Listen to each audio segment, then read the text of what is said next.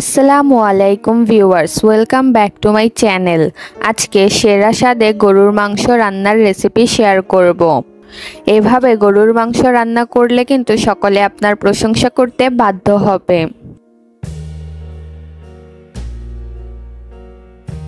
চলুন তাহলে রেসিপিটা শুরু করা যাক। আমি 1 কেজি গরুর মাংসকে খুব ভালোভাবে ধুয়ে পরিষ্কার করে পানি ঝরিয়ে নিয়েছি।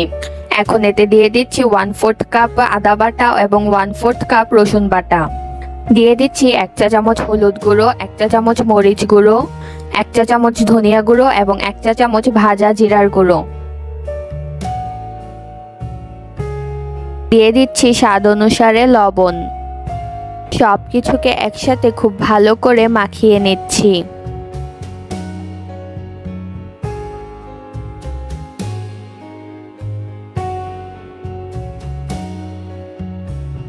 এ পর্যায়ে দিয়ে দিচ্ছি 1 কাপ পেঁয়াজ কুচি এবং 3 টেবিল চামচ সয়াবিন তেল।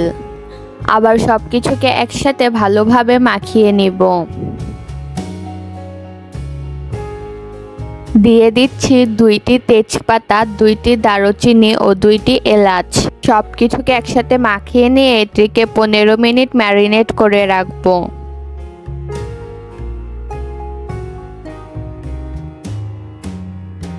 এখন চুলায় একটি পাত্র বসিয়ে এতে দিয়ে দিব প্রায় 1/2 কাপ সয়াবিন তেল। তেলটি গরম হয়ে গেলে এতে দিয়ে দিব 1/2 কাপ পেঁয়াজ কুচি, 3টি তেজপাতা, 3টি দারুচিনি ও 4-5টি এলাচ। সবকিছুকে 4-5 মিনিট ভেজে নেব।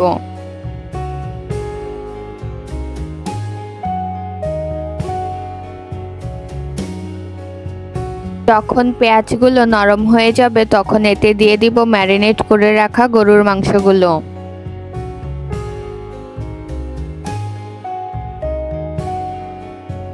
সবকিছুকে নেড়েচেড়ে মিশিয়ে নেব।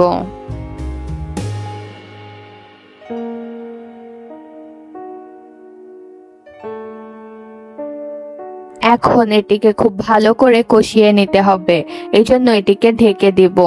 কিছুক্ষণ পর পর ঢাকনা উঠিয়ে নেড়েচেড়ে দিতে হবে। আমি এটিকে প্রায় 15 মিনিট কষিয়ে নিয়েছিলাম।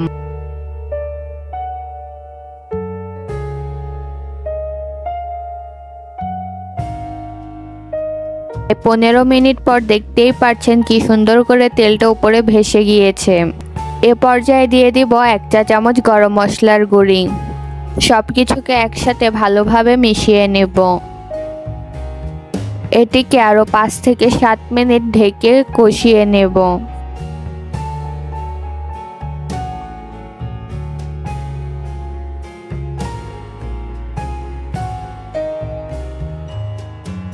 প্রায় 5 মিনিট পর এতে দিয়ে দিব 1/3 কাপ পানি, যাতে করে মাংসগুলো খুব ভালোভাবে সেদ্ধ হয়ে যায়। এটিকে নেড়েচেড়ে মিশিয়ে নিতে হবে।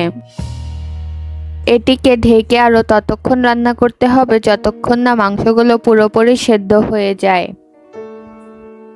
কিছুক্ষণ পর পর নেড়েচেড়ে দিতে হবে।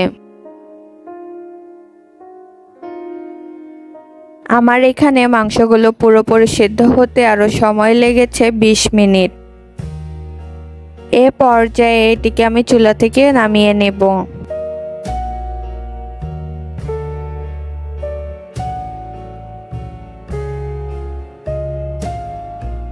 তৈরি হয়ে গিয়েছে সেরা স্বাদে গরুর মাংস। আশা করি আমার এই ভিডিওটি আপনাদের ভালো লেগেছে। ভালো লেগে থাকলে আমার চ্যানেলটিকে এখনই সাবস্ক্রাইব করুন।